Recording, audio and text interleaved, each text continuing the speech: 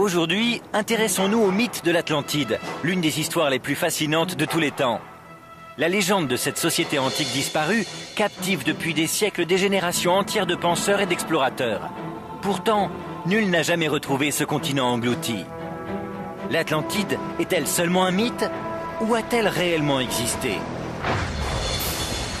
Je me lance dans une expédition tout à fait inédite qui pourrait apporter une réponse finale à ce mystère. Prochaine escale, l'Atlantide. Nous allons faire appel aux toutes dernières technologies d'études sous-marines pour examiner le fond des océans dans le cadre de la plus grande expédition jamais organisée. Vous avez déjà utilisé ce matériel pour retrouver des civilisations perdues? Je vais également enquêter sur des théories parallèles qui pourront peut-être m'indiquer l'emplacement et l'époque de l'Atlantide. Je vais examiner des éléments géologiques témoignant d'un violent cataclysme qui aurait ébranlé le monde antique. Un tel remous pourrait se produire très rapidement. Je vais plonger à la découverte de mystérieux vestiges engloutis qui n'avaient jamais été filmés auparavant. Et enfin, je vais partir en haute mer, à la frontière d'une zone de guerre. C'est pas vrai. C'est sûr que notre position actuelle éveille la curiosité, il y a des intérêts militaires ici. À la recherche de la vérité, je ne reculerai devant rien. Ne le dites à personne, on l'a peut-être trouvé.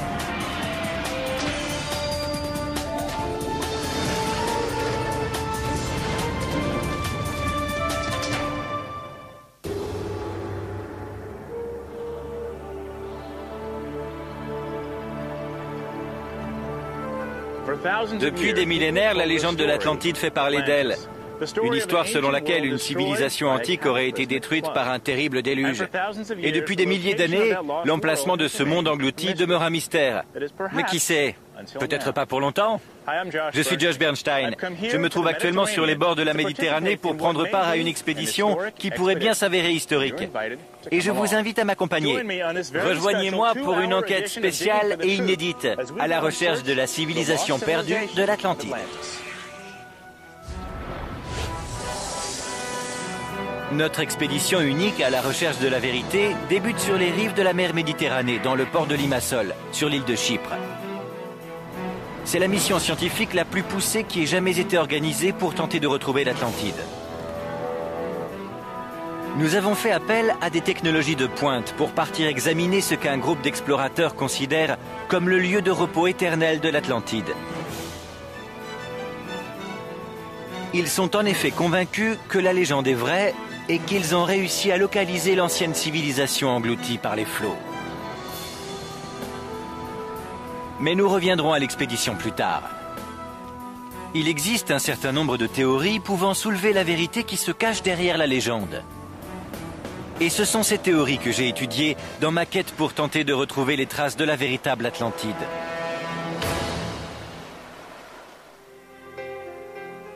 La première référence écrite mentionnant l'Atlantide est consignée dans les dialogues de Platon, le philosophe grec, qui vécut au IVe siècle avant notre ère. Il y décrit une grande civilisation qui aurait existé plus de 9000 ans auparavant. Il s'agissait d'un empire puissant, une sorte d'utopie dont la patrie était un paradis luxueux. Sa capitale était une majestueuse métropole très sophistiquée, bâtie en enceinte circulaire à travers une vaste plaine entourée d'un réseau de canaux très élaborés. Platon écrivit que le peuple de l'Atlantide descendait des dieux, qu'il n'avait que des pensées vraies et grandes en tout point. Il se comportait avec douceur et sagesse face à tous les hasards de la vie. Mais d'après Platon, le peuple de l'Atlantide devint trop fier de sa grandeur. Et son arrogance provoqua la colère des dieux. Une série de violents tremblements de terre ainsi qu'un terrible déluge frappa la population de l'île. En l'espace d'un jour et d'une nuit, l'Atlantide disparut à tout jamais, engloutie dans les profondeurs de la mer.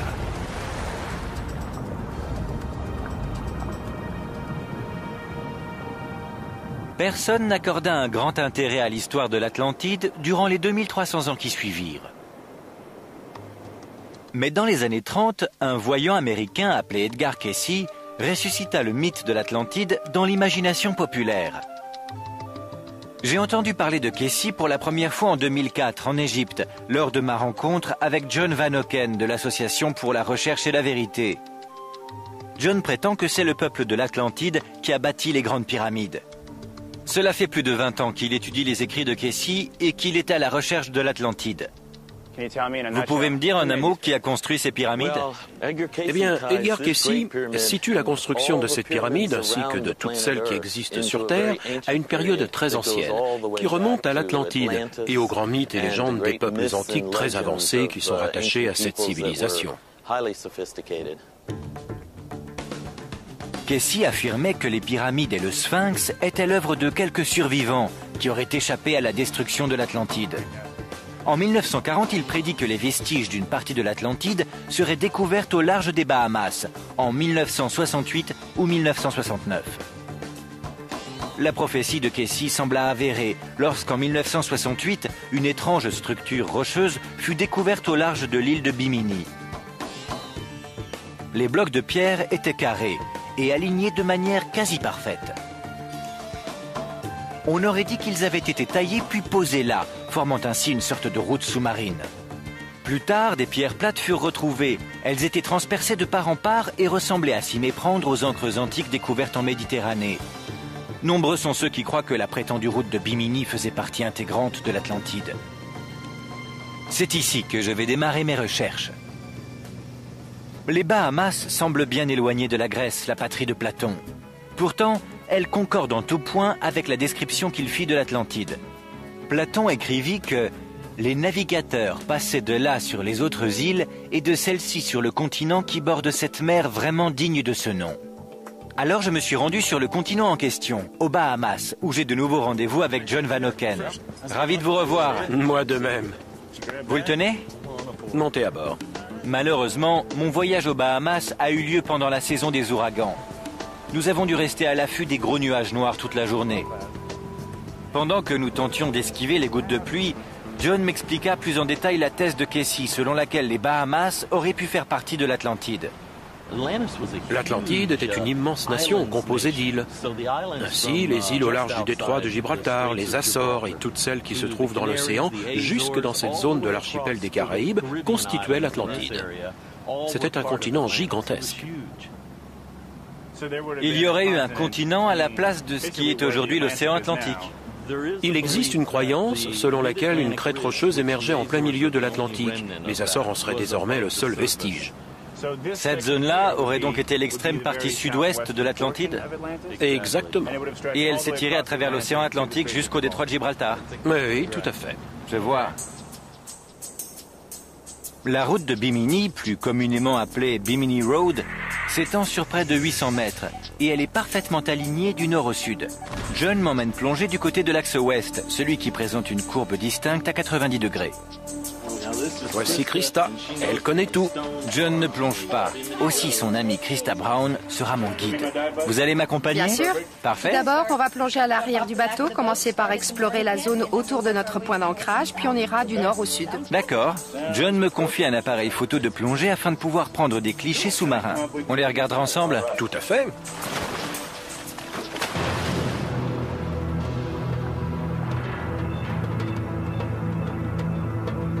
Bimini Road ressemble étonnamment à une structure qui aurait été créée par l'homme. Les blocs de pierre sont très réguliers. On dirait de gigantesques pavés. Je remarque les coins en angle droit et la manière dont les blocs de pierre semblent former une ligne parfaite, comme s'ils avaient été placés là. Je me demande d'ailleurs comment.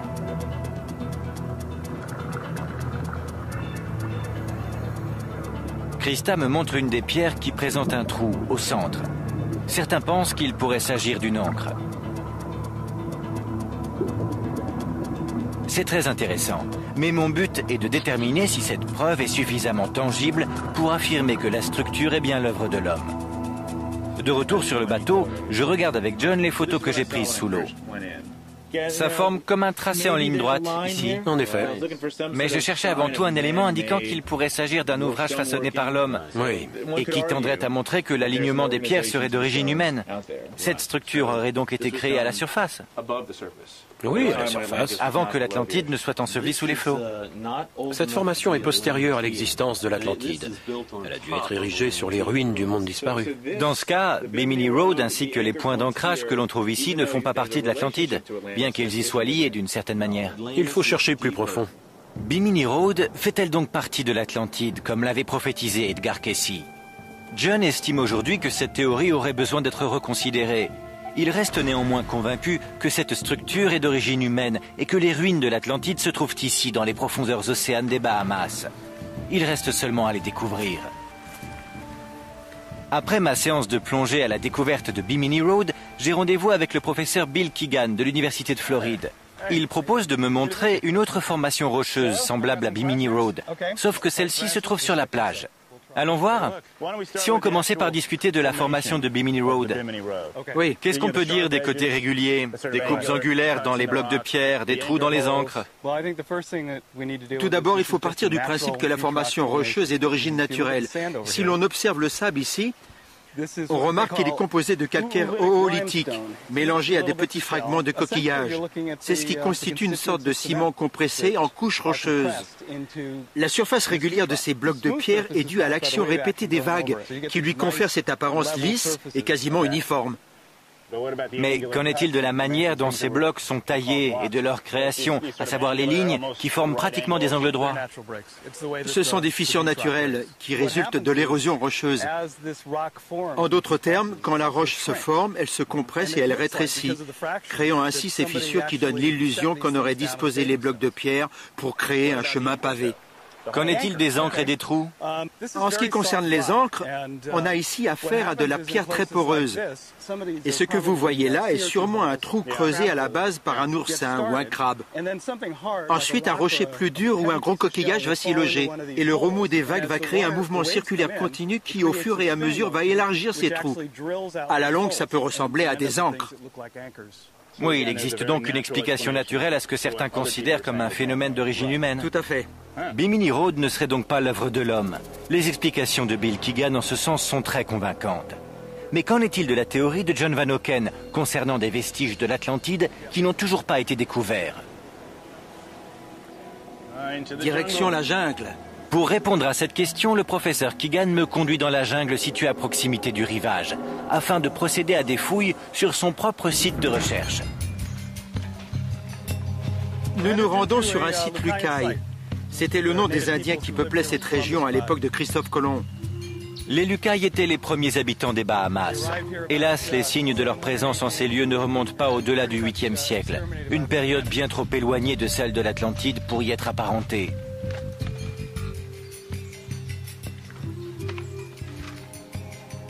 Montrez-moi où je dois creuser. Très bien. Toutefois, Bill Keegan affirme que nous pouvons mettre à jour des éléments sur la théorie de l'Atlantide en creusant ici. Nous devrions trouver des coquilles de mollusques qui constituaient la nourriture, ainsi que des débris de récipients en céramique. Mais nous ne sommes pas seulement en quête d'objets anciens ayant appartenu à la civilisation Lucaille. Ce que nous recherchons, ce sont avant tout des fragments de roches. La datation au carbone 14 pourrait nous fournir un indice de taille, l'âge des Bahamas. Si l'archipel marque l'emplacement de l'Atlantide, il faudrait que ces îles aient au moins 12 000 ans. C'est bien ce qu'on recherche.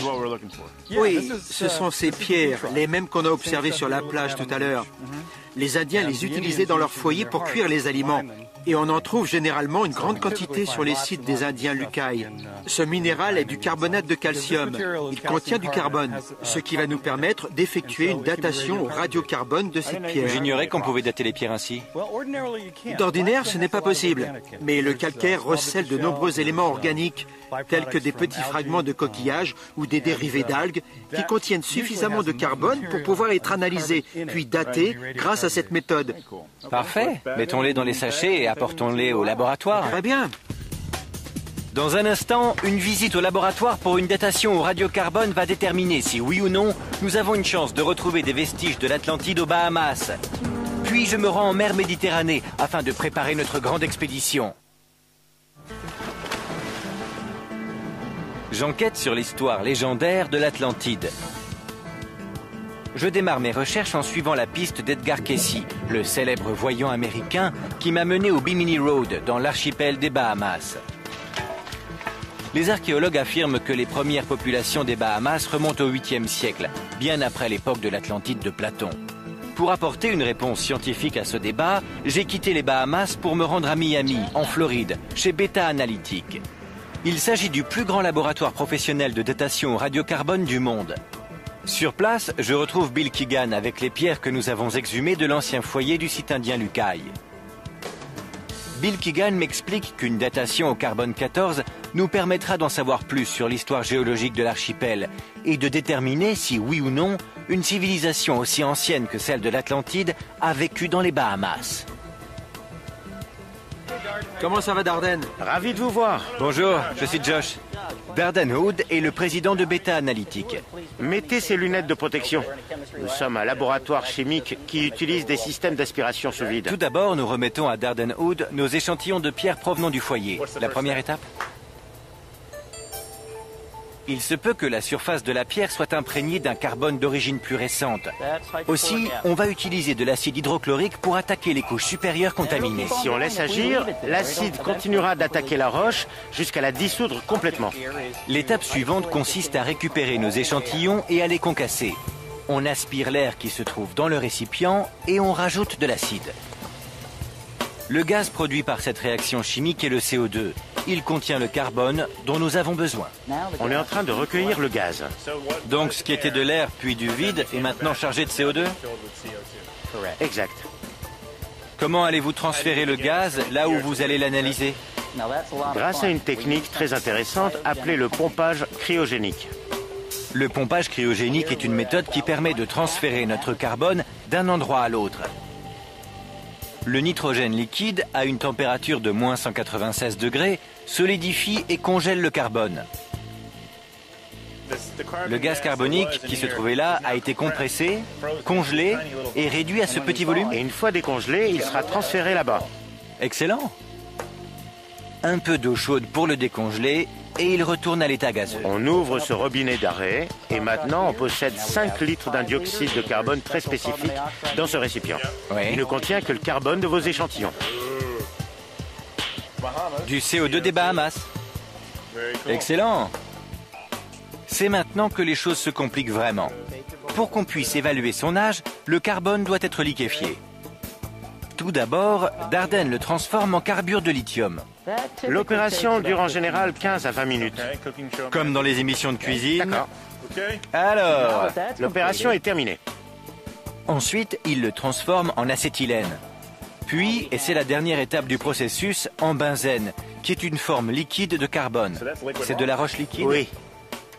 Cette éprouvette ne contient quasiment plus que le carbone issu de mon fragment de roche sous forme liquide. Cette méthode a été mise au point dans les années 60 et nous l'utilisons depuis.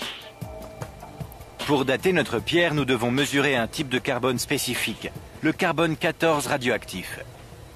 Pour ce faire, l'échantillon va être placé dans un compteur à scintillation liquide. Puis, nous n'avons plus qu'à attendre nos résultats. Il en ressort directement cette feuille. Alors, quelle date nous avons? 14 920 ans, plus ou moins 100 BP, before present, qui veut dire avant le présent, soit environ 15 000 ans. Donc cette pierre date clairement de l'époque de l'Atlantide. La pierre que nous avons exhumée remonte à l'époque de l'Atlantide. Cela signifie-t-il que nous avons trouvé une preuve concrète permettant de soutenir la théorie de Cayce? À vrai dire, non. D'un point de vue archéologique, c'est exactement le contraire. Bill Keegan m'explique pourquoi. La datation de la roche nous indique seulement quand elle a été formée. Elle ne nous livre aucun élément sur les populations qui auraient vécu à cette époque et si elles ont ou non utilisé cette pierre. Ce qui soulève une autre question, car l'Atlantide est un sujet intéressant qui mérite une attention particulière d'un point de vue scientifique. Or, on n'a pas trouvé sur la terre ferme d'autres preuves de l'existence de l'Atlantide. L'argument de Bill Keegan renvoie au principe de base de l'archéologie. D'autres éléments datant de la même époque auraient dû se trouver au même endroit. Si des pierres remontant à l'époque de l'Atlantide ont été découvertes sur la terre ferme, on aurait dû également y trouver des objets relatifs à cette civilisation, pour peu qu'ils aient existé à cet endroit. Et jusqu'à maintenant, on n'a encore rien trouvé dans l'archipel des Bahamas qui puisse être apparenté à l'Atlantide. Il semblerait que la théorie de l'Atlantide se soit noyée dans les eaux des Bahamas. Alors, j'ai décidé de retourner directement à la source, à Athènes. Athènes était la ville d'origine de Platon et le lieu où il fondit l'Académie, son école de philosophie, considérée comme le modèle même de l'université moderne. Je veux découvrir s'il existe des preuves éventuelles de l'Atlantide et s'il s'agit d'un mythe ou d'une réalité. J'ai rendez-vous avec Anthony Kontaratos, un spécialiste des écrits de Platon au sujet de l'Atlantide. Ravi de vous rencontrer en personne. Moi de même. Ce que nous savons au sujet de l'Atlantide vient donc de Platon. Oui, c'est Platon qui nous l'a enseigné, à travers 2 de ses dialogues, le Timée et le Critias. Tout ce qu'on a pu écrire postérieurement à ce sujet relève de la pure fiction. D'accord. L'histoire initiale, c'est à Platon qu'on la doit, et c'est notre seule et unique source. Et ces 2 dialogues ont été écrits. Tout ce qu'il reste désormais de l'Académie de Platon sont ces quelques vestiges de murs d'enceinte. En revanche, ces écrits, qui représentent des milliers de pages, subsistent encore à ce jour. C'est dans les dialogues du Timée et du Critias que Platon mentionna pour la première fois l'Atlantide, par le biais de Critias, l'un des personnages qui assurait que cette histoire était vraie, malgré son caractère incroyable. Il rapporta qu'il l'avait entendue pour la première fois lorsqu'il était enfant, en écoutant une histoire racontée par son grand-père, qui lui-même jura qu'elle était vraie. Le grand-père de Critias affirma qu'elle lui fut transmise par Solon, le célèbre législateur athénien, et qu'elle relatait un événement important qui avait eu lieu 9000 ans auparavant.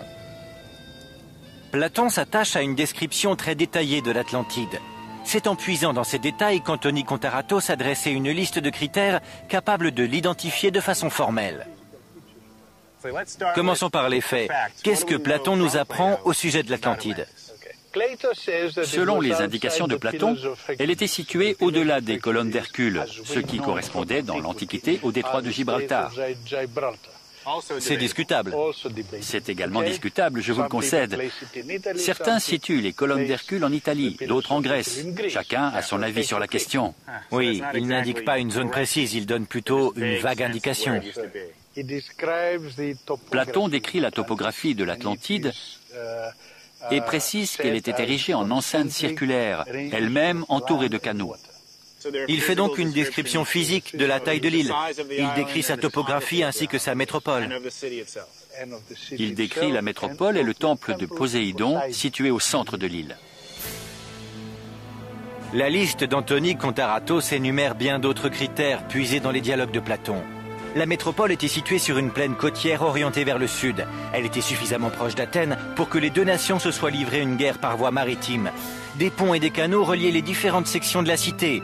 Sur l'île centrale s'élevait une colline sur laquelle était érigée une gigantesque acropole. Quels sont les indices que nous possédons ? Nous ne pouvons nous en remettre qu'à Platon en ce qui concerne les éléments en notre possession et à personne d'autre. Donc, si on décide de s'en tenir à ce qu'il nous décrit, nous parvenons à dresser un certain nombre de critères que nous devons prendre en compte. Tous ceux d'entre nous qui se sont penchés sur la question se doivent de respecter ces critères. Ma quête de l'Atlantide ne s'arrête pas là. Même si le nombre d'indices que nous a livré Platon est limité, il y a un nombre infini d'interprétations. Je connais quelqu'un qui a une théorie personnelle à ce sujet, et son interprétation l'a mené à croire qu'on a découvert le continent perdu. Cela mérite de s'y intéresser. Notre expédition inédite à la recherche de la vérité débute ici, sur l'île de Chypre, à l'est de la Méditerranée. Très bien. Allez, on soulève. Nous sommes dans le port de Limassol, sur la côte au sud de l'île, au cœur du quartier des docks où s'affaire la société de remorquage et de sauvetage. Voici le DT Argonaut. Il s'agit à l'origine d'un navire de sauvetage, mais nous l'avons modernisé en vue de notre expédition spéciale pour retrouver l'Atlantide.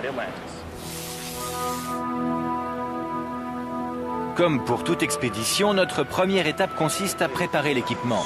Vous pensez qu'il va pouvoir descendre directement ? C'est un travail faramineux. Des dizaines de membres de l'équipage s'activent autour du bateau afin de l'équiper pour le départ. Et toutes ces activités ont été supervisées par Robert Sarmast, le chef d'expédition. Bonjour. Ça va ? Ravi de vous voir. C'est un grand moment. C'est un très grand moment. Tout ce matériel est indispensable pour notre mission. Absolument. Nous avons près de 6,5 km de câbles. Nous allons explorer les fonds marins à 1,5 km de profondeur, à l'aide du meilleur équipement qui existe. La plupart du matériel a été spécialement transporté ici pour la mission. Où trouve-t-on une machine comme celle-ci? Il n'y en a pas dans l'est de la Méditerranée et on l'a fait venir d'Écosse. C'est un équipement rare. On n'en compte que quelques exemplaires à travers le monde. Il va nous être utile, c'est certain. Parfait. On le charge? Très bien. On le soulève et on le charge sur le bateau. Dans un instant, nous achevons les préparatifs avant d'appareiller pour un voyage qui s'annonce historique. C'est vraiment magnifique. Et Robert m'explique en détail pourquoi il est convaincu d'avoir enfin trouvé la légendaire Atlantide.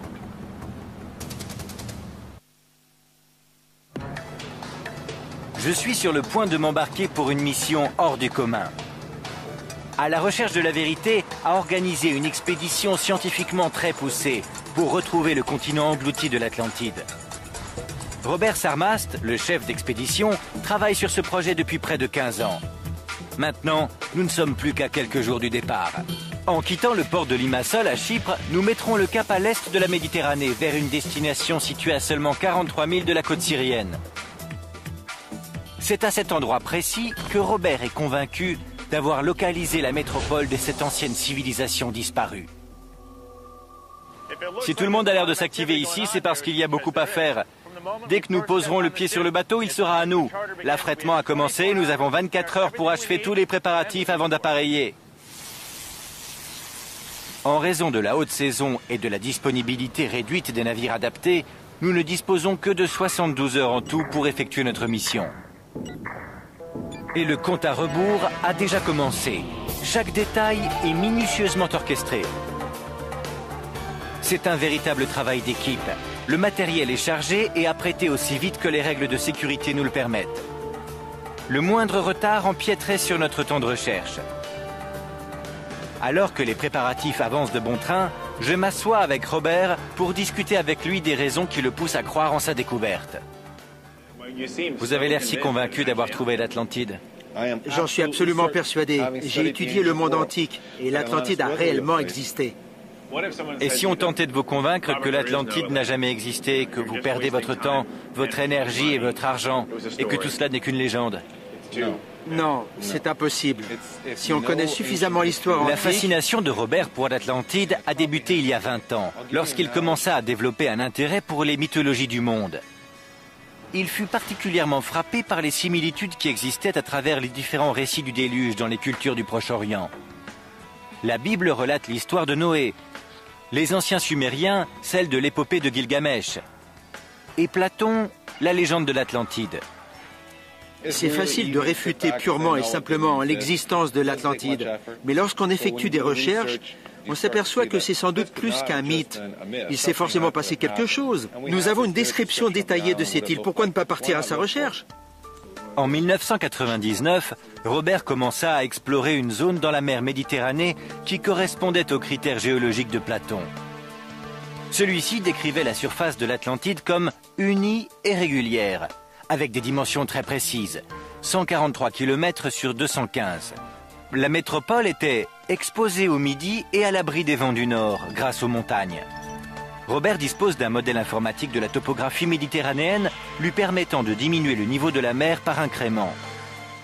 En abaissant le niveau de 1600 mètres, il découvrit au fond de la mer une plaine située entre Chypre et la Syrie, qui, selon lui, correspond à la description de Platon.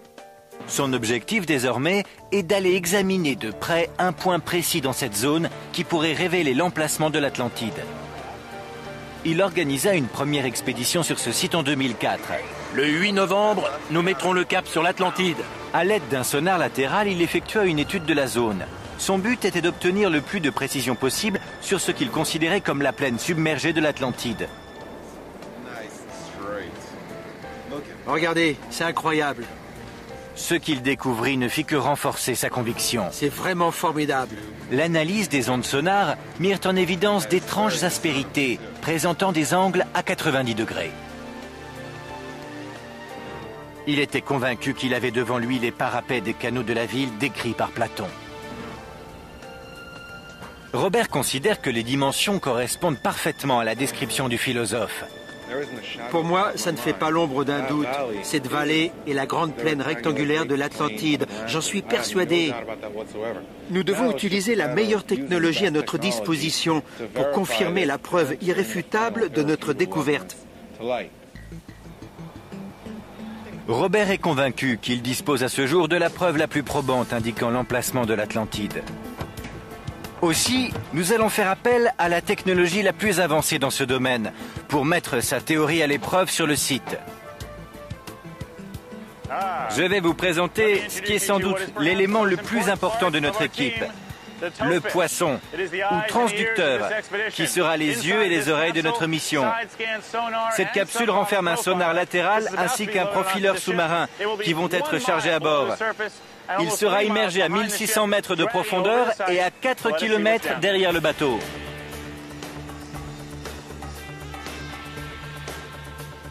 Les profileurs sous-marins sont d'ordinaire utilisés dans l'industrie pétrolière afin de repérer de nouveaux points de forage. Mais pour nous, cet appareil fera office d'archéologue à distance. Le profileur utilise un sonar pour infiltrer la vase et la roche, tout en transmettant les données au navire en temps réel. Nous serons donc en mesure d'affirmer presque instantanément si l'aspérité qui a été découverte par Robert est un banal phénomène d'origine géologique ou s'il s'agit au contraire de ruines immergées. Je vais vous montrer quelque chose de très important. Voici ce qui relie le transducteur au bateau. Des kilomètres et des kilomètres de câbles, permettant d'envoyer des informations électroniques grâce à un cordon coaxial qui va capter les données du fond marin avant de les transmettre aux ordinateurs de bord. Les préparatifs touchant à leur fin, je décide de faire le tour de notre demeure pour les prochaines 48 heures. Et j'en profite pour aller saluer le capitaine. Bonjour, entrez donc, bienvenue sur la passerelle. Le contre-amiral Robert Bates, dit capitaine Bob, est notre conseiller maritime et nautique. Il fait partie intégrante de l'équipe de Robert Sarmast depuis les 5 dernières années. Comme vous le voyez, ceci est le port de Limassol. C'est au capitaine de s'assurer que le navire garde le transducteur sur le cap qui a été fixé. En raison de notre temps très limité en mer, nous ne pouvons pas nous permettre la moindre erreur. Quand vous aspiriez à devenir un maître des mers, vous aviez songé que vous partiriez un jour à la recherche de l'Atlantide ? Non, pas une seule seconde. Et maintenant, vous devez vous faire à l'idée que nous nous lançons dans une quête historique. Pour moi, c'est quelque chose de véritablement exaltant. C'est le projet qui va couronner mes 50 ans de carrière au service de la marine. Et je sais maintenant que tout ce que j'ai accompli durant ces longues années est allé dans ce sens, pour aboutir à un tel événement. Soyons réalistes quant à nos attentes. On ignore ce qu'on va trouver. Moi, je le sais. Après 24 heures d'activité frénétique, les préparatifs en vue de notre départ sont enfin achevés. Il est temps de hisser les drapeaux pour célébrer ce grand moment de joie qui marque officiellement le début de l'expédition Atlantide 2006. Pour Robert Sarmast, ces 2 prochains jours seront la consécration de longues années de recherche. Qu'est-ce que vous ressentez en hissant ces drapeaux après toutes ces années de travail? Un sentiment merveilleux. Ah oui? Oui, vous ne pouvez même pas imaginer. Depuis combien de temps on attend ce moment? Depuis 15 ans environ. 15 ans. À peu près. Dans un instant, notre mission à la recherche de l'Atlantide va prendre le cap de la haute mer. Mais pour l'heure, une théorie alternative m'emmène à voyager au cœur d'un volcan. J'espère qu'il ne va pas entrer en éruption.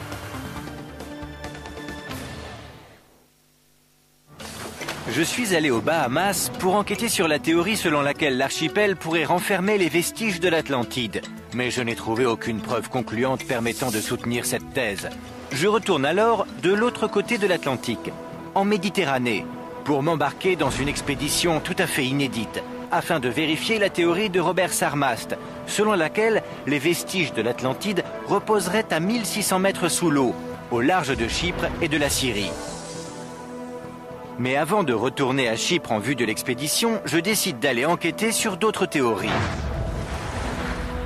Je me rends dans l'archipel de Santorin, situé à environ 75 km au sud-est de la Grèce continentale. Santorin abrite un volcan qui, dans l'Antiquité, a dévasté la population de l'île, tout comme Platon a relaté la destruction de l'Atlantide dans ses écrits. Nous sommes dans le village de Fira, qui, comme vous le voyez, est perché sur les flancs d'une immense falaise abrupte. Il s'agit en réalité d'une caldeira, une vaste dépression d'origine volcanique. Certains pensent que cet ancien volcan en question est lié à la légende de l'Atlantide. Platon rapporta que l'Atlantide était composée de zones alternées de canaux et de terres de différentes tailles, disposées en enceintes circulaires. L'archipel actuel de Santorin présente la même configuration. Le pourtour de la caldeira forme une immense baie, au milieu de laquelle se trouve un îlot qui a pour nom Nea Kamenni. Mais à première vue, cette île semble bien trop petite pour être l'Atlantide de Platon. Afin de comprendre pourquoi certains la considèrent comme l'emplacement de la civilisation engloutie, j'ai rendez-vous avec le professeur Kostas Sinolakis de l'Université de Californie du Sud. Comme je vous l'ai expliqué, j'étudie l'analogie qui existe entre l'Atlantide décrite par Platon et l'archipel de Santorin, anciennement appelé Terra. Qu'est-ce que vous pouvez me dire au sujet de ces similitudes ? Un grand nombre de scientifiques considèrent que si l'Atlantide a réellement existé, cet endroit en est l'emplacement le plus vraisemblable. Tout près du centre de l'archipel, il y avait jadis une île totalement différente de celle qui s'y trouve actuellement. Elle était beaucoup plus grande et de forme circulaire. Ce que vous voyez là, c'est la caldeira, qui s'est élargie suite à l'éruption volcanique.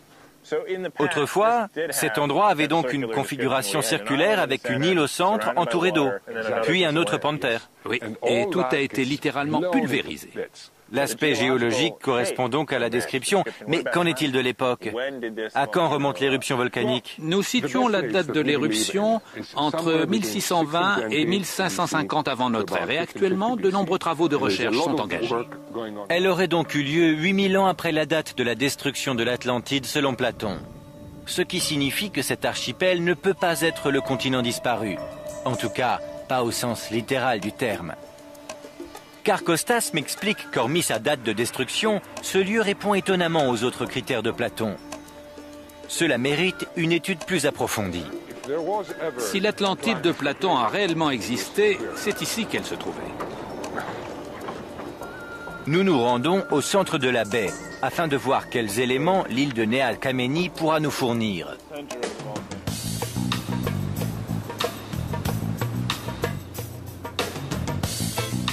Nea Kamenni signifie « jeune brûlé » en raison de l'activité volcanique qui a créé cette île.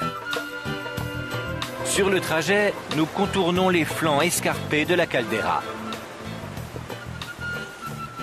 Platon écrivit que les couleurs de l'Atlantide étaient le rouge, le noir et le blanc. Et ce n'est pas ce qui manque ici. Kostas m'indique que les roches volcaniques sont généralement dans ces tons.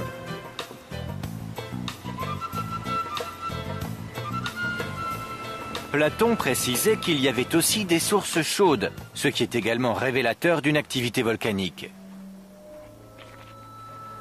Nea Kamenni est une île de formation très récente. Elle est apparue à la surface il y a seulement 300 ans. Nous nous rendons directement au cratère au centre du volcan. Regardez de ce côté. Il y a 2 cheminées de soufre à gauche et à droite. Et regardez ce qui s'en échappe, de la fumée. Ce volcan est toujours actif? C'est un volcan qui est très actif. Et de l'autre côté, il ne va pas entrer en éruption. Pas aujourd'hui en tout cas. Nea Kamenni est une île qui est toujours en formation et qui finira par être elle-même détruite au cours d'une éruption, répétant ainsi un phénomène qui s'est produit de nombreuses fois au cours de ces derniers millions d'années. Toutefois, il y a 4000 ans, l'île qui se trouvait ici était bien différente de celle que nous avons devant nous aujourd'hui. Elle était considérablement plus grande et s'étendait quasiment jusqu'au bord de la caldeira. Elle était luxuriante, fertile et abritée par une baie qui faisait vivre une ville prospère avec un port à l'activité florissante. C'était également une plaque tournante du commerce et de la politique en Méditerranée. Imaginez qu'avant l'éruption, l'île dans son ancienne configuration était bien plus grande et plus proche des flancs du volcan. Ces derniers constituaient une sorte d'immense brise-lames, protégeant ainsi cette île parfaite. Pour la population, c'était un bout de terre à la forme miraculeuse. qui faisait de ce lieu le plus grand port de la Méditerranée. Absolument. Mais d'un point de vue géologique, c'était une bombe à retardement. Oui, et finalement, elle a explosé. Tout a disparu. L'éruption volcanique a totalement rayé de la carte l'île qui se trouvait ici, au cœur de la baie. Toutes les habitations qui existaient en périphérie ont été ensevelies sous plus de 30 mètres de cendres volcaniques. Mais la civilisation qui avait bâti cette société idéale n'a pas totalement disparu. Pour avoir une meilleure idée de ce qu'était la vie à Terra, Costas me conseille de me rendre dans la patrie des Minoens, le peuple qui vivait ici. Ce lieu est la Crète, située à seulement 100 km au sud de Santorin. En général, on prend le ferry pour se rendre en Crète. Moi, j'ai trouvé mieux.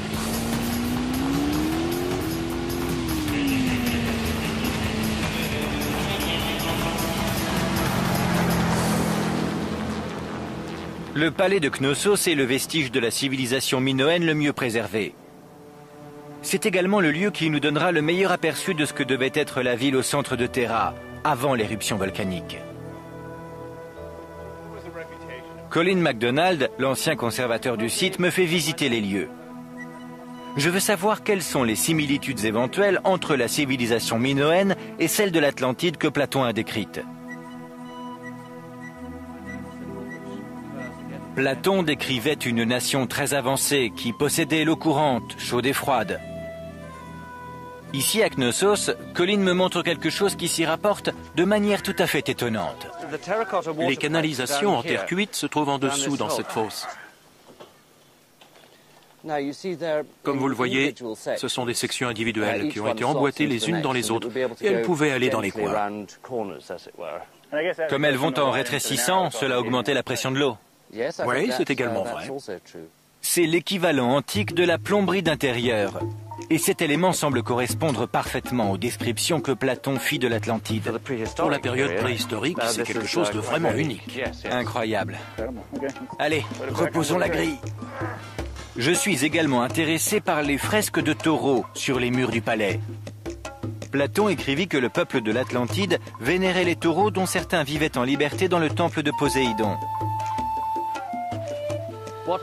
Nous sommes devant la grande fresque à relief du taureau, située à l'entrée nord du palais de Knossos. L'image du taureau dans la civilisation minoenne est très intéressante, car on la retrouve ailleurs, notamment dans la magnifique fresque représentant un jeu où des jeunes gens et des jeunes femmes sautent par-dessus un taureau bondissant.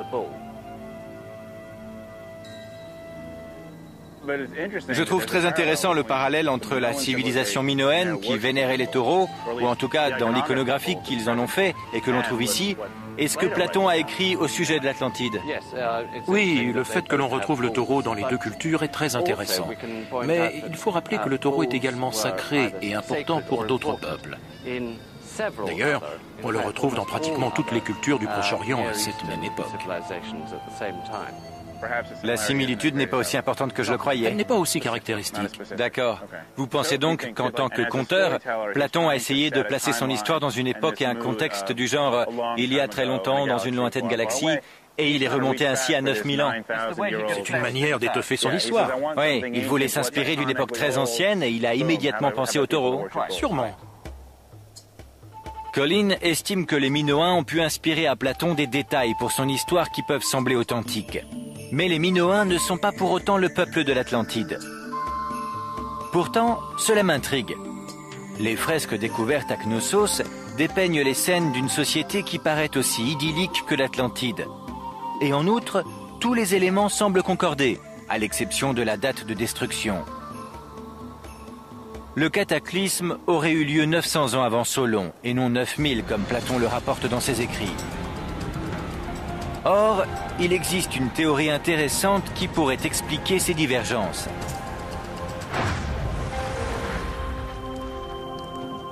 Platon écrivit que l'histoire de l'Atlantide venait à l'origine des Égyptiens. Il l'aurait raconté à Solon l'érudit lorsque ce dernier se rendit en Égypte pour visiter un temple environ 300 ans avant l'époque de Platon. À cette époque, les Égyptiens raisonnaient en termes de mois lunaires pour évaluer le temps, et pas seulement en année solaire. Il se peut donc qu'une banale erreur de traduction se soit glissée dans le récit. Les Égyptiens faisaient peut-être référence à un événement qui s'était produit 9000 mois et non 9000 ans auparavant. Si tel était le cas, cela placerait la destruction de l'Atlantide à la même époque environ que le cataclysme de Terra. L'hypothèse selon laquelle Terra aurait pu être l'Atlantide serait donc tout à fait plausible, si on écarte une légère erreur de traduction. Mais ce n'est pas un compromis que Robert Sarmast est prêt à envisager. Notre chef d'expédition est convaincu que les écrits de Platon sont rigoureusement vrais. Et que c'est uniquement en suivant ces inscriptions à la lettre que l'on parviendra à localiser l'Atlantide. À Chypre, dans le port de Limassol, les préparatifs de l'EDT Argonaute sont achevés. On a largué les amarres et nous mettons le cap sur la haute mer. Voici le bout de la jetée qui marque la sortie du port. Au-delà de cette limite, c'est la pleine mer. Prochaine escale, l'Atlantide. À suivre, nous mettons le poisson à l'eau. C'est pas vrai. Quand soudain surgissent des visiteurs venus d'une zone au bord de la guerre.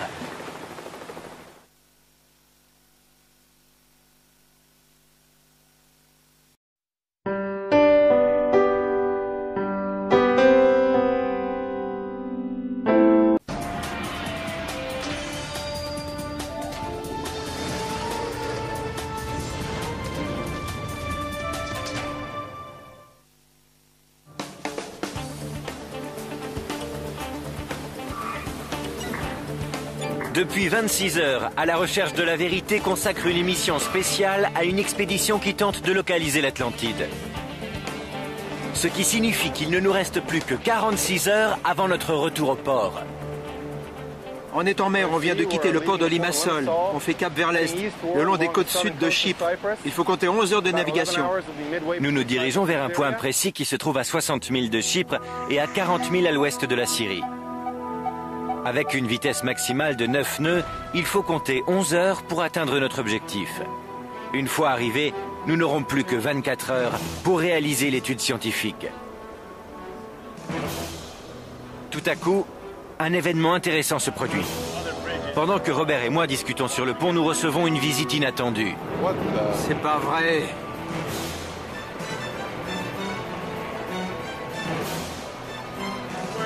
On se trouve dans une zone militaire sensible. Il y a la Syrie, le Liban, Chypre. Ce sont des eaux internationales. Mais notre bateau est important et on n'en voit pas beaucoup ici. L'expédition a commencé peu après l'invasion du Liban par l'armée israélienne durant l'été 2006. Nous nous trouvons non loin de l'endroit où Israël maintient un blocus militaire et nous attirons l'attention. C'est la marine britannique. C'est sûr que notre position actuelle éveille la curiosité. Il y a des intérêts militaires ici. On dirait qu'on a réussi l'examen de passage. Ah, c'est ça. Après une aimable révérence britannique, l'hélicoptère disparaît et nous poursuivons notre expédition. C'était vraiment cool. Oui. Nous avons un peu de temps devant nous avant d'atteindre le site. J'en profite pour rendre visite au conseiller technique de Robert dans la salle de contrôle. Patrick Lowry est géologue et président d'une société de conseil auprès des industries d'extraction de ressources naturelles. Il passe la majeure partie de son temps à surveiller les mers à la recherche de pétrole. Mais depuis 7 ans, il assiste Robert dans ses recherches. Robert avait un certain nombre de données sur les fonds marins de cette partie de la Méditerranée, mais il fallait traiter. Avec ces données, je n'ai rien vu. Il n'y avait rien qui pouvait suggérer quoi que ce soit. Mais Robert était persuadé qu'il y avait quelque chose qu'on ne peut pas voir du premier coup d'œil. Il s'intéresse à un plateau sous-marin au centre d'une large plaine rectangulaire, qui serait selon lui la plaine de l'Atlantide. Pour lui, ce plateau est le centre de la cité de l'Atlantide, sur lequel l'acropole et le temple de Poséidon auraient été construits. Pour Patrick, cette partie plus élevée n'avait rien de particulier. Mais un jour, il a eu l'occasion de voir un scanner haute définition du fond marin, réalisé pour un projet français d'exploitation pétrolière. Quand les Français m'ont transmis ces données, j'ai vu pour la première fois que cet endroit avait des caractéristiques uniques et très différentes par rapport au milieu marin. Je suis géologue et mon travail consiste à expliquer les phénomènes naturels. Mais en voyant les caractéristiques de ces arêtes, j'ai été obligé de dire à Robert qu'elles étaient trop régulières pour être naturelles. Et en se basant sur votre expertise, pour vous, il s'agirait d'une anomalie? C'est une anomalie. C'est une anomalie. Oui. Même sur cette image qu'on a obtenue à partir de données incomplètes, on peut voir la régularité de cette bande. Robert pense que ces murs sont les vestiges du canal dont parle Platon.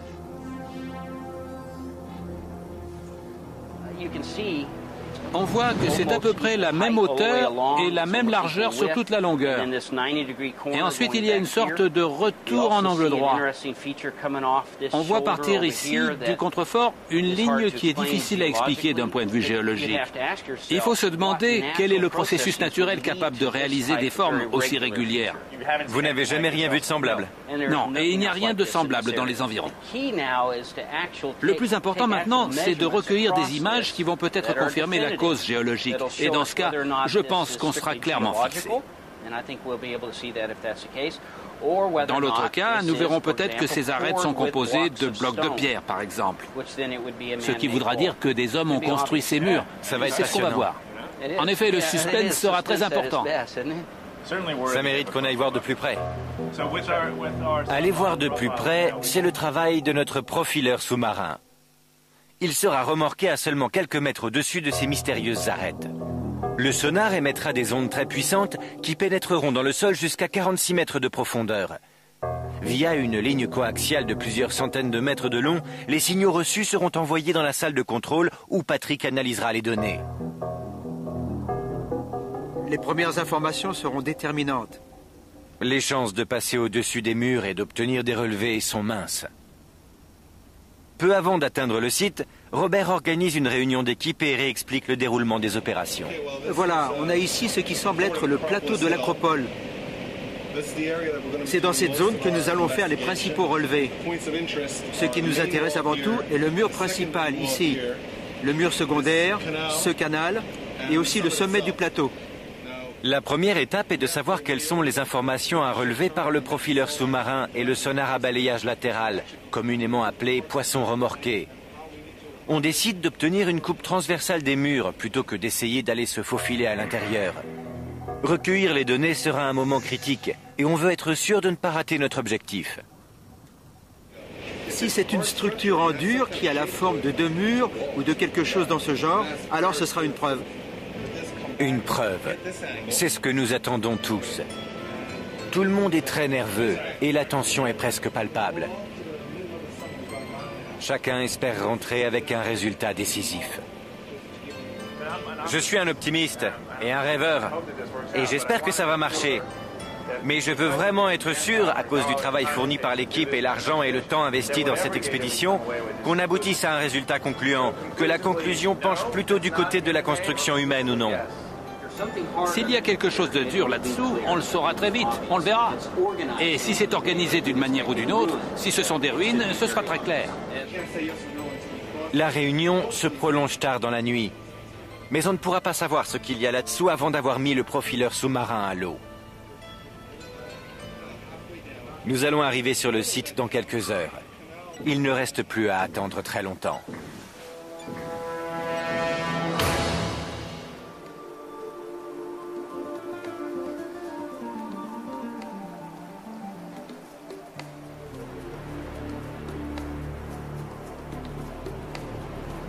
Bonjour.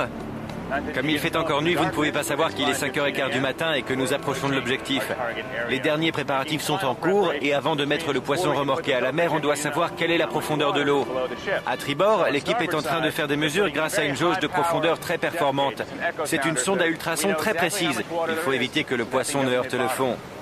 Quand on aura les informations, on fera un passage au-dessus de la zone stratégique.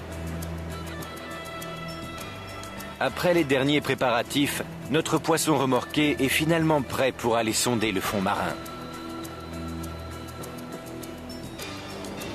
On prépare le poisson pour l'immersion.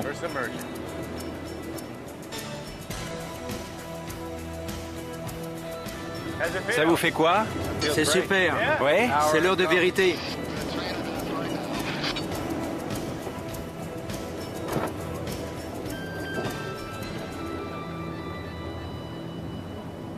La prochaine fois que vous verrez le poisson, on saura beaucoup de choses sur ce qu'il y a là-dessous.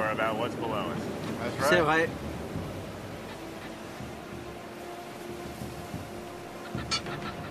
Bonne chance, Robert. Merci, on va George. rester là pour voir le déroulement. D'accord.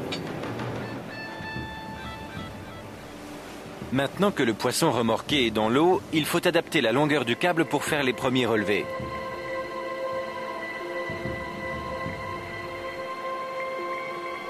Mais très rapidement, il y a un problème. Qu'est-ce qui se passe? Pourquoi on le ramène? D'après ce que j'ai compris, il n'y a plus de signal. Kaloum? On a déroulé 1100 mètres de câble et puis plus rien. Il est parti à 1100 mètres et là, sans aucune explication, plus de signal? La seule chose que nous puissions faire est de rembobiner le câble pour voir d'où vient le problème. Notre temps est compté et nous n'avions pas besoin de ça. Pendant les minutes suivantes, l'atmosphère est tendue. On ne sait absolument pas ce qui a pu se passer. Ah, le voilà. Oh, c'est pas très joli à voir. En sortant le câble de l'eau, on n'en croit pas nos yeux. Waouh, c'est la première fois que je vois ça. Est-ce que c'est déjà arrivé? Vous avez déjà vu une chose pareille? Le câble coaxial est complètement emmêlé. Voilà pourquoi nous avons perdu la liaison avec le poisson. Cela ne fait aucun doute. Les techniciens nous disent qu'ils n'avaient jamais vu une chose pareille. Et ça risque de ralentir sérieusement l'expédition. Qu'est-ce qui s'est passé? Vous avez déjà vu ça?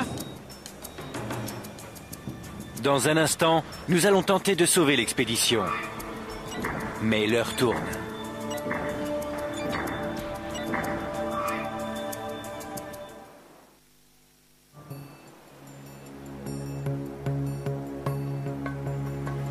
Je me trouve dans l'est de la Méditerranée et nous participons à la plus importante entreprise de recherche de l'Atlantide jamais réalisée. On utilise un équipement scanner ultra performant pour étudier une étrange anomalie qui se trouve à 1600 mètres de profondeur. Pour le chef d'expédition Robert Sarmast, il s'agit des vestiges du continent perdu. Mais notre temps est compté. Et juste au moment de commencer, nous serons peut-être forcés d'arrêter l'expédition. Oh, c'est la première fois que je vois ça. Le câble relié au poisson remorqué, qui est équipé du sonar et du profileur sous-marin, s'est complètement emmêlé. Est-ce que c'est déjà arrivé? Vous avez déjà vu une chose pareille? Le poisson est dans l'eau, on peut le voir. Il n'est pas très éloigné du bateau, mais on ne peut pas le hisser sur le pont à cause du nœud. Le nœud du câble ne peut pas passer dans la poulie. Il faut détacher le câble et trouver un moyen pour récupérer le poisson. Mais il est rempli d'eau et pèse probablement une demi-tonne.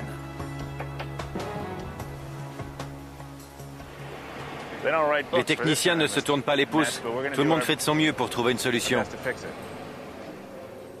Il nous reste moins de 24 heures avant de rentrer au port. C'est la pire chose qui pouvait nous arriver. Nous n'avons pas encore d'idée précise sur la gravité des dommages. Et il n'y a aucune garantie que nous puissions remettre le poisson dans l'eau. Notre expédition pourrait s'arrêter là. Vous avez le temps de vous faire des pop-corn. On en a pour un moment. Nous sommes peut-être sur le point de prouver l'existence de l'Atlantide telle que Platon l'avait décrite, à condition de pouvoir poursuivre les recherches. Pendant ce temps, j'aimerais vous parler d'une autre théorie. Avant de partir en mer, je suis allé dans le golfe de Corinthe, qui est une étroite portion de mer séparant la Grèce continentale occidentale et le Péloponnèse. Beaucoup de personnes pensent que Platon aurait été témoin d'événements qui se seraient produits dans sa région. Il en aurait été inspiré pour son récit sur l'Atlantide. Cette partie de la Grèce est connue pour ses activités sismiques. Pour comprendre ce qui s'est passé ici, je rencontre le professeur Ioannis Koukouvelas, qui est géologue à l'université de Patras. On se trouve ici sur la côte nord du Péloponnèse. Mais là où il y a le golfe, cette partie-là, elle s'effondre progressivement. La côte nord du Péloponnèse et le côté opposé, eux, s'élèvent. Cette étroite bande de mer au milieu des deux structures terrestres en est le résultat. Est-ce que cette activité aurait pu être suffisamment rapide et violente pour engloutir une ville entière en très peu de temps? Oui, bien sûr. Le processus géologique qui a créé le golfe de Corinthe a commencé il y a près de 2 millions d'années. Ioannis me dit qu'il y a ici en moyenne un tremblement de terre important tous les 125 ans. Est-ce qu'un pareil tremblement de terre aurait pu se produire à l'époque de Platon? L'histoire géologique de cette région est littéralement inscrite dans la roche. Et sur la rive du golfe, Ioannis me montre comment la lire. Nous approchons d'une roche, d'un affleurement qui comporte différents crans, comme on peut le voir. C'est l'érosion qui a fait ce creux? Exactement. Et quand cette partie est montée, ça fait la même chose en bas? Oui. Et encore, et encore, et encore? Et encore là où je suis. Et encore ici, par exemple. Et ici, plus bas. Est-ce que cette élévation pourrait se faire en une seule nuit? Oui, en effet. Si la Terre s'élève comme ça ici, ça veut dire qu'elle s'affaisse d'autant en mer. Oui, c'est bien ça. Et à cause du tremblement de terre, nous verrions les bâtiments s'écrouler. Et en même temps, il y aurait également un tsunami qui s'abattrait sur les habitations et les détruirait. Platon dépeint la destruction de l'Atlantide exactement de cette manière. Oui, c'est vrai. Ioannis m'explique que cette région est criblée de failles qui ont une activité sismique importante. Il connaît tous les textes qui parlent des activités sismiques depuis l'époque de Platon jusqu'à nos jours. Platon a pu être le témoin direct d'une telle destruction. Il existe une faille qui se trouve au fond de l'eau, dans le golfe, qui a causé un tremblement de terre en 373 avant Jésus-Christ. En 373 avant Jésus-Christ, il y a eu un tremblement de terre? Oui, qui a détruit Éliké, une ville antique. Éliké. Oui, Éliké. Éliké était une ville célèbre et prospère située ici, à 160 km à l'ouest d'Athènes. Lors d'une nuit d'hiver en 373 avant Jésus-Christ, elle a été engloutie par la terre et recouverte par la mer. C'est la description que Platon fait de l'Atlantide.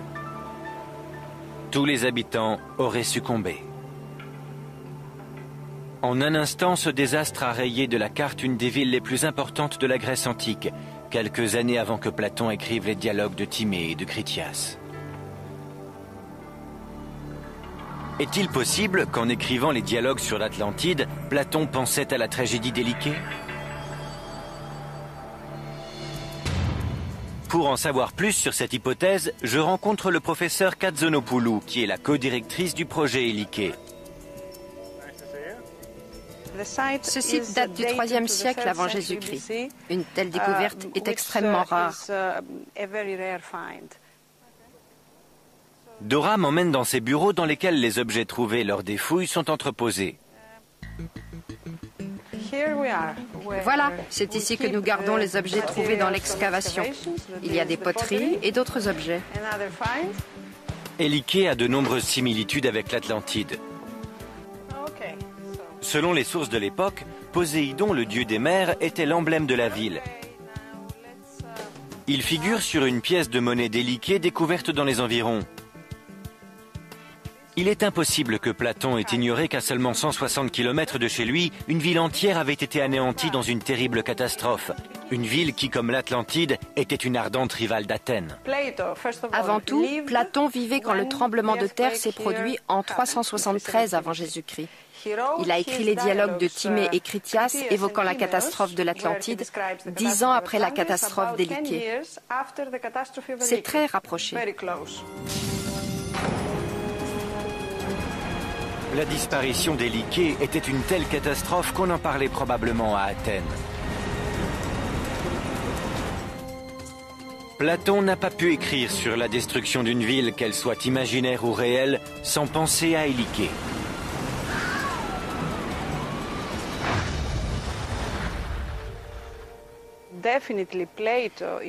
C'est une certitude.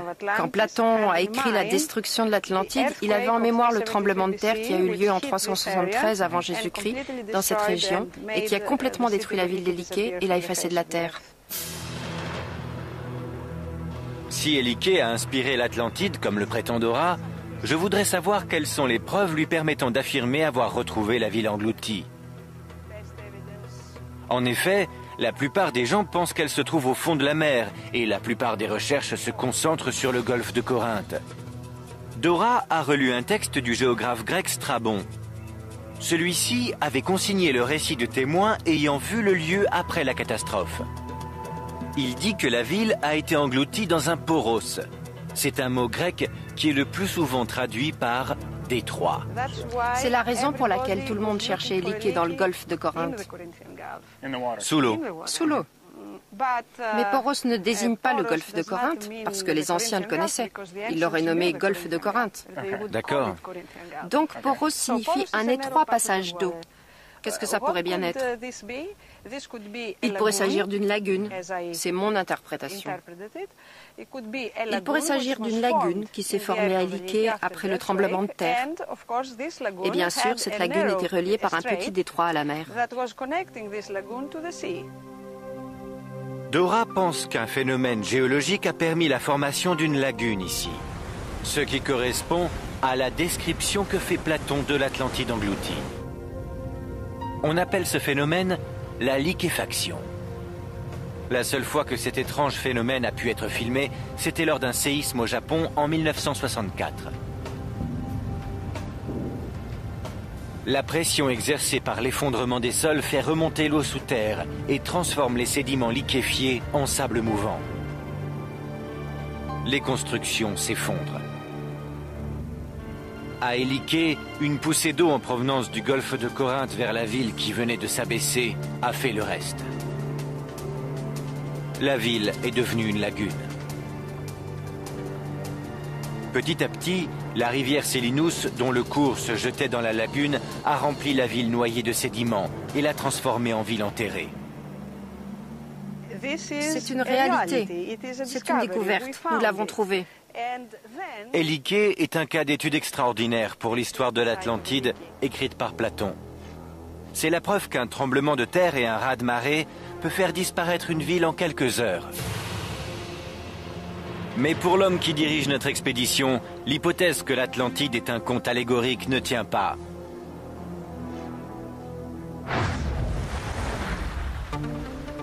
Dans un instant, retour dans l'est de la Méditerranée, où nous essaierons de faire la vérité sur l'Atlantide.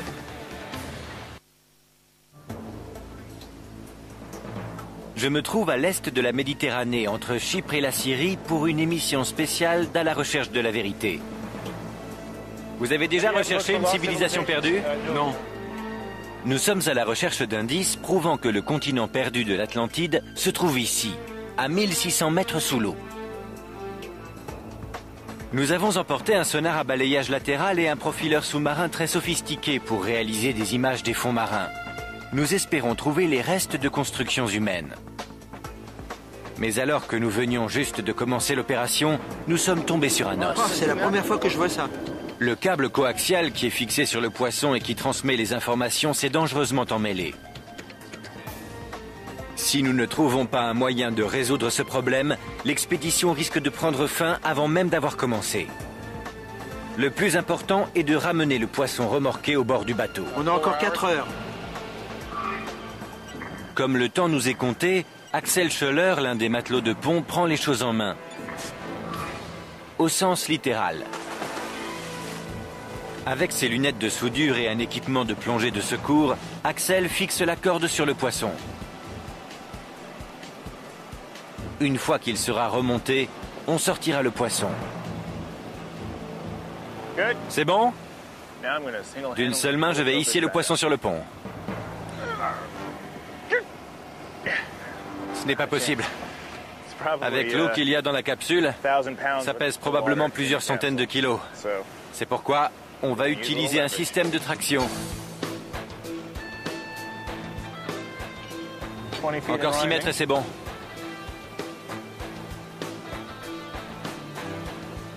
Tout le monde donne un coup de main et on réussit à hisser le poisson sur le bateau. Maintenant, il ne reste plus qu'à résoudre le problème du câble. Les techniciens savent y faire. Ils coupent le nœud du câble coaxial et relient les deux bouts coupés. Ils sont sûrs de pouvoir faire la réparation, mais cela prend du temps.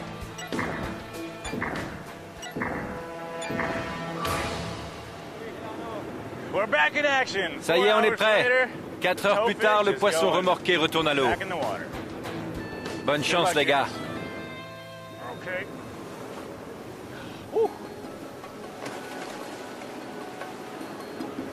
Tout semble normal. Mais nous avons perdu beaucoup de temps.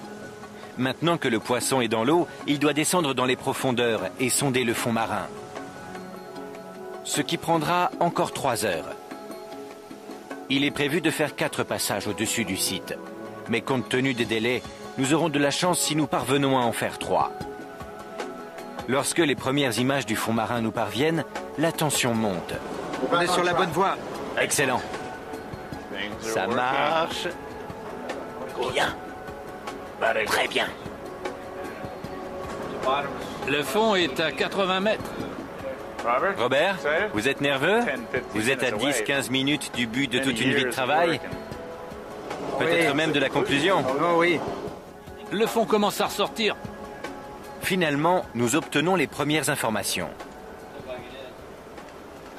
Mais ce n'est pas ce que nous attendions. C'est comme si les calculs s'étaient emmêlés. Je ne sais pas pourquoi c'est aussi embrouillé. Malheureusement, on voit surtout ce qu'on appelle dans notre jargon du bruit. C'est un problème de résonance. C'est très difficile de faire la part des choses entre réalité et bruit. Selon Patrick, nous voyons surtout le bruit causé par des perturbations. Cela signifie que les informations obtenues lors de notre premier passage ne sont pas fiables. Nous avons perdu 4 heures supplémentaires et n'avons aucun résultat. En approchant de la zone, le bateau a ralenti pour que le transducteur descende parce qu'il était trop haut. Ça a créé des perturbations et le poisson s'est mis à tanguer. Pour mettre tout ça en perspective, il ne faut pas oublier que le poisson est remorqué à 3600 mètres derrière nous. C'est comme si on allait en haut d'un gratte-ciel pour attraper un tout petit objet avec une canne à pêche, pendant que l'immeuble est en train de bouger. C'est pas vraiment facile. Le premier passage n'a visiblement pas été un succès. Je suppose que certains points vont être réajustés et qu'on va faire un deuxième essai. Plus facile à dire qu'à faire. Permission d'entrer? Avant de sonder la zone qui nous intéresse, le bateau doit faire une manœuvre pour se remettre en position. Cette manœuvre prendrait 3 heures, mais nous avons peu de temps. Nous sommes en train de faire cette procédure, la manœuvre de Williamson modifiée. C'est quoi cette manœuvre? La manœuvre de Williamson est utilisée pour repêcher un homme à la mer. Ça consiste à faire un cercle pour revenir exactement au point de départ. Ça ne pose pas de problème avec les 3600 mètres de câble qui sont derrière le bateau? Ça ne risque pas de secouer le poisson? Le câble est bien là, quelque part. Il faut le prendre en compte, n'est-ce pas? En fait, on a modifié la manœuvre de Williamson un tout petit peu pour que le poisson ne soit pas perdu. D'accord. Et quand il aura compris ce qu'on fait, on pourra tracer. Nous allons effectuer un deuxième passage et l'enjeu est de taille. Il ne nous reste plus que 9 heures avant de devoir rentrer au port de Chypre. Il faut que la chance soit de notre côté. Nous y sommes. On est en train de faire la deuxième approche. Et tout se déroule très bien. Patrick et les techniciens ont tout fait pour que les problèmes du premier passage ne se reproduisent pas. Nous sommes confiants et lors de l'approche, tout le monde est sur le qui-vive. C'est passionnant. Cette fois, on devrait y être. Différentes ondes vont être utilisées. On en saura plus sur le type de sédiment et sur ses arêtes. Il est quelque part à ce niveau, juste là. Nous attendons tous avec anxiété ce que nous allons voir. Et puis, Patrick remarque quelque chose d'encourageant sur le flanc, au-dessus des arêtes. Il y a une dépression rectangulaire qui forme une sorte de terrasse. C'est vrai, ça a la forme d'une place. On dirait même qu'il y a comme des escaliers sur le côté. Écoutez, ne nous emballons pas trop vite. Vous ne voyez personne vous faire un signe? Maintenant, c'est vous qu'il va falloir calmer, Patrick. Non, mais c'est vrai, on n'a pas l'habitude de voir une place au fond de la mer. Oui, mais vous savez, avec le temps, j'ai appris à être extrêmement prudent. Et tout le monde ici vous dira de faire attention parce que parfois on voit des choses très intéressantes vues d'en haut. Mais en faisant les superpositions en 3 dimensions, ça n'a plus du tout le même aspect. Robert essaye de cacher son enthousiasme, mais personne n'est dupe. Il est au-dessus du sommet. On s'approche de la cible. Elle est à plus ou moins 400 mètres. Un édifice se trouve peut-être enfoui sous plusieurs siècles de sédiments.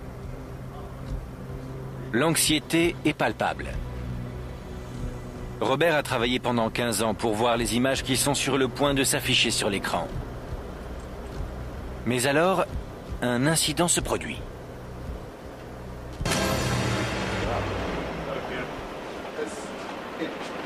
L'ordinateur s'est éteint, sans raison, au moment le plus important. J'ai l'impression qu'on vous en veut. Qui a coupé le courant? Dans un instant, la course contre la montre continue alors que les ordinateurs redémarrent. On a encore une chance. Nous essayons de sauver l'expédition car nous voulons savoir si, oui ou non, nous avons trouvé la civilisation perdue de l'Atlantide. Depuis 3 jours, je participe à une expédition qui tente de prouver que la cité légendaire de l'Atlantide a réellement existé. L'Américain Robert Sarmast pense l'avoir localisée. Pour moi, ça ne fait aucun doute. Nous avons découvert l'île de l'Atlantide et localisé l'endroit où se trouvait la cité. Nous avons quitté la côte sud de Chypre pour atteindre un point qui se trouve à 43 000 des côtes de la Syrie. Nous avons vu un signe encourageant et juste au moment d'atteindre les fameuses arêtes, un incident s'est produit. Les ordinateurs se sont éteints. On retenait tous notre respiration en regardant les images défiler sur l'écran. Quand je ne sais quelle machine s'est arrêtée et puis a redémarré. Question temps, la situation ne pourrait pas être pire. Nous n'avons aucune image acoustique, alors que beaucoup d'argent et d'énergie ont été investis. On doit y retourner et voir si on trouve quelque chose. C'est comme si quelqu'un ou quelque chose ne voulait pas qu'on sache ce qu'il y a sous les sédiments. On a le temps de faire demi-tour et de recommencer. Oui. On refait un passage. Il ne nous reste que quelques heures avant le retour au port. On a assez de temps pour faire un passage. On aura fini à 2h30. On a encore une chance. Robert a l'air détendu. Mais j'imagine ce qu'il est en train de vivre.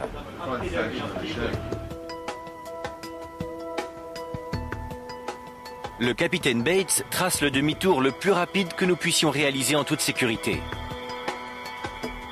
Robert va bientôt connaître l'issue de toutes ces années d'efforts.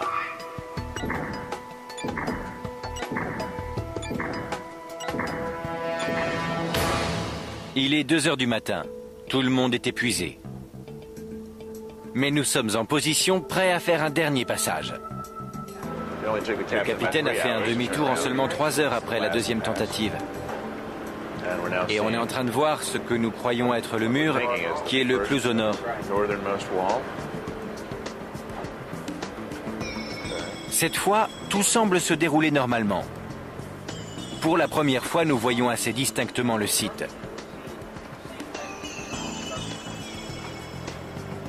Maintenant, la question est de savoir si les lignes et les points noirs qui s'affichent sur l'écran peuvent nous donner des réponses définitives. Rappelez-vous, il s'agit d'ondes acoustiques qui rebondissent en fonction des types de sédiments.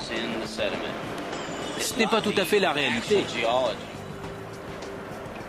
Patrick est capable de donner du sens à ce que nous voyons.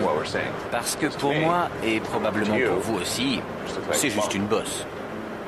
On ne peut pas dire que ce n'est pas naturel, mais... Peut-être. Il y a un peut-être. Patrick voit quelque chose d'encourageant dans l'image de l'arête. Il remarque que la couche supérieure des sédiments, qui est plus sombre, est continue. Au cœur de cette arête se trouve une saillie dont le motif des couches est différent. On distingue une forme extrêmement nette à l'intérieur de cette arête. Le bord est très net. Oui, extrêmement net. C'est une saillie verticale. S'il s'agit d'une intrusion géologique, elle est très régulière, ce qui m'étonne. Oui. Imaginons qu'on presse un tube de dentifrice, la pâte sortirait par vagues, les couches seraient irrégulières. Oui. Ça ressemble quand même à des laminations, ce qui est assez surprenant. J'aimerais bien savoir ce que c'est. Patrick pense que cette protubérance dans le sédiment est trop régulière pour être naturelle. Pourrait-il s'agir des restes d'un mur de pierre ou d'un canal construit par l'homme?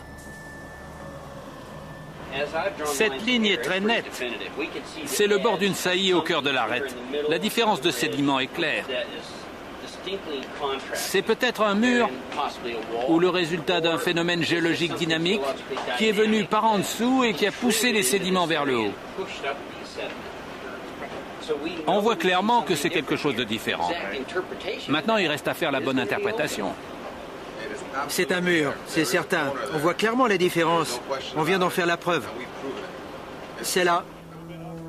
Robert est absolument persuadé d'avoir trouvé la preuve. Patrick a besoin d'un peu de temps pour étudier les images avant de prononcer des conclusions définitives. Dans tous les cas, nous avons réussi à rassembler les informations dont nous avions besoin. Malgré un temps limité en mer et de sérieux problèmes de câbles et d'ordinateurs qui ont failli mettre en péril nos recherches, l'expédition est un succès, car nous avons les images des fonds marins. Alors que nous entamons notre retour au port, Patrick continue l'analyse des images.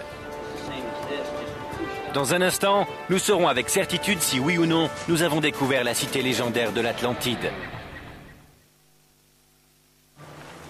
Je suis allé des deux côtés de l'Atlantique pour évaluer les différentes théories sur l'Atlantide de Platon et où et quand elle aurait pu voir le jour. L'émission spéciale à la recherche de la vérité est consacrée à une expédition menée par Robert Sarmast, qui pense avoir découvert dans les profondeurs de la Méditerranée la civilisation perdue. Ce qu'on voit là est extrêmement bien défini. L'étude scientifique que nous venons de mener pourrait apporter un début de réponse à une énigme vieille de plus de 2300 ans. L'Atlantide a-t-elle vraiment existé? Et l'avons-nous découverte? Il est 8 heures du matin et nous arrivons dans le port de Limassol à Chypre. Patrick Lorry vient nous faire part de ses conclusions que nous attendons avec impatience. Il a comparé les coupes transversales obtenues grâce au profileur sous-marin avec les caractéristiques spécifiques de cette partie du fond marin. Après avoir minutieusement analysé les images, il vient nous communiquer le résultat. L'objectif était de se rendre sur le site pour savoir ce qui se trouvait au cœur des arêtes. Et c'est ce que nous avons fait. Nous avons pu constater que ces motifs qui suggèrent des sédiments au cœur des arêtes ne sont justement rien d'autre que des sédiments. Il s'agit des mêmes sédiments que partout ailleurs. Ah vraiment? Donc ces crêtes, ou peu importe comment on appelle ces murs, ce sont des sédiments, rien d'autre. Les analyses de Patrick n'ont pas apporté la nouvelle que Robert espérait. Bien au contraire. L'image de l'arête comparée à celle des couches de sédiments plus profondes montre une parfaite similitude. Il s'agit simplement de déplacements sédimentaires, mais nous ne savons pas les expliquer. Au départ, tout était au même niveau. C'était plat. Et à certains endroits, c'est sorti. Et un bloc de sédiments d'une centaine de mètres de large a été poussé vers le haut à travers la roche. Oui. Et c'est ce qui compose le cœur de ces arêtes ou de ces murs. Pour répondre à l'objectif fixé, on peut dire simplement que le milieu des arêtes est l'œuvre de la nature et non pas celle de l'homme. Robert accepte la nouvelle avec philosophie et jure de continuer coûte que coûte. Je suis comme vous. Je veux pouvoir apporter des preuves irréfutables. Mais en aucun cas, cette nouvelle ne remet en cause la théorie comme quoi l'île était ici. Et je continuerai à aller de l'avant. L'expédition n'a pas atteint le résultat qu'il attendait. Mais c'est la science. Elle exprime la vérité, pas les rêves. Elle est aussi le chemin de la connaissance, et je sais que Robert continuera à avancer dans ce sens. Pour moi non plus, le voyage n'est pas complètement fini. il reste une dernière piste à explorer. Pendant le tournage de l'émission, nos producteurs ont par hasard entendu parler d'une incroyable découverte qui pourrait être une nouvelle piste.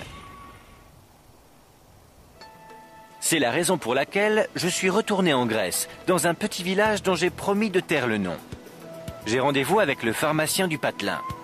Il y a 20 ans, lors d'une pêche au harpon, il a découvert de nombreuses tuiles au fond de l'eau. Pour lui, il s'agissait des vestiges d'une ville antique. Pour ne pas risquer d'attirer les pilleurs, il a gardé le secret jusqu'à aujourd'hui. Il s'appelle Giannis Raptis. Il me parle de ce jour où, il y a 20 ans, il a vu pour la première fois les ruines. Quand vous cherchez des poissons, vous ne regardez pas autour de vous. Oui, bien sûr, vous cherchez des poissons, rien d'autre. À un moment, un poisson est descendu dans une cavité. Dans une cavité? Oui, je l'ai suivi avec ma lampe et j'ai regardé autour de moi et... Et vous avez vu des tuiles? Oui, j'ai vu des tuiles. Donc il y a 20 ans, vous trouvez des tuiles et vous ne dites rien. Vous n'en parlez à personne. C'est dingue. Je sais. Et personne n'a jamais découvert cet endroit. Il n'y a jamais eu de fouille, à part vous, personne n'a jamais exploré cet endroit. C'est ça. Quand vous faites de la plongée là-bas, vous ressentez quelque chose de spécial? Oui, de très spécial. Ah oui? C'est unique. De toute ma vie, je n'ai jamais vu ce type de tuiles, dans aucun musée, dans aucune mer dans laquelle j'ai plongé. C'est pourquoi je pense que ces vestiges sont uniques. Je pense qu'il s'agit de l'Atlantide. Vous pensez que c'est l'Atlantide? Oui. La célèbre Atlantide dont parle Platon. Ben oui. Pourquoi pas?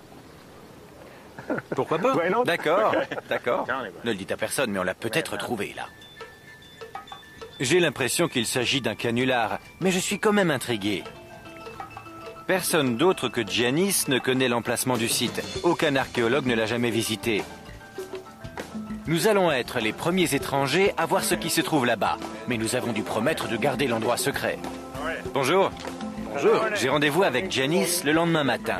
Prêt à plonger? Oui. Ça va être super.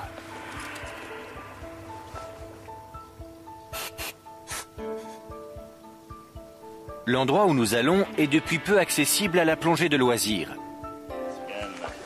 Je suis un super-héros.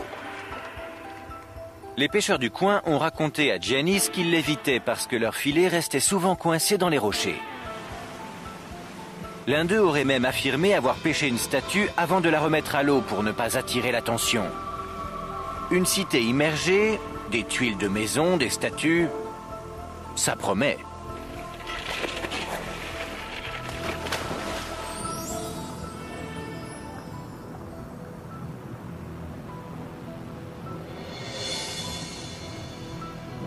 Dans une mer chaude à 15 mètres de profondeur, on commence à apercevoir les premières tuiles. Gardez les yeux ouverts, regardez, il y en a une ici, il y en a partout. D'après Giannis, il y en a partout éparpillés sur la butte. Comme si un bâtiment s'était écroulé.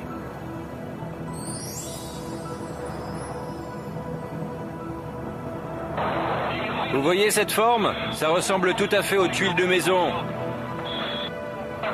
Une autre tuile pourrait se mettre comme ceci par-dessus, comme pour les toits espagnols. Il y en a encore une ici, et une autre là-bas. Il y en a partout. Giannis m'en montre plusieurs qui sont noires comme celle-ci. Il pense que c'est peut-être à cause d'un incendie.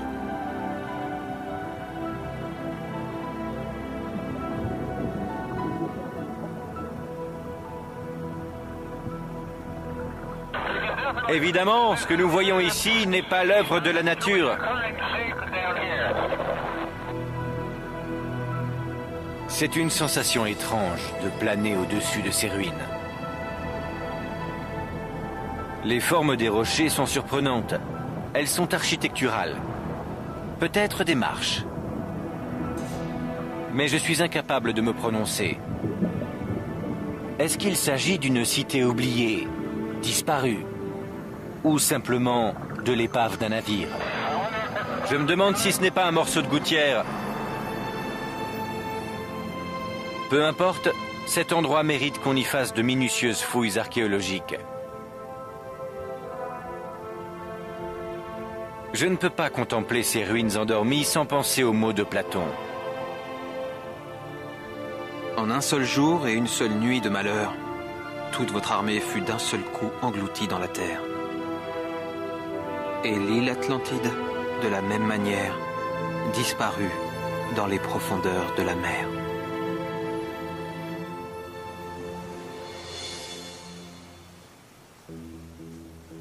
De toutes mes découvertes, cette butte sous-marine jonchée de tuiles de maison est l'une des plus exaltantes. Je n'ai pas trouvé l'Atlantide de Platon. Mais après avoir voyagé des Bahamas à Santorin, du golfe de Corinthe jusque dans l'est de la Méditerranée, je me suis forgé ma propre opinion. Peut-être que l'Atlantide est partout à la fois. De nouvelles théories verront encore le jour, ainsi que de nouvelles découvertes. La mer abrite ses secrets qu'elle livre peu à peu, comme une promesse. C'est pourquoi la quête de l'Atlantide n'aura jamais de cesse.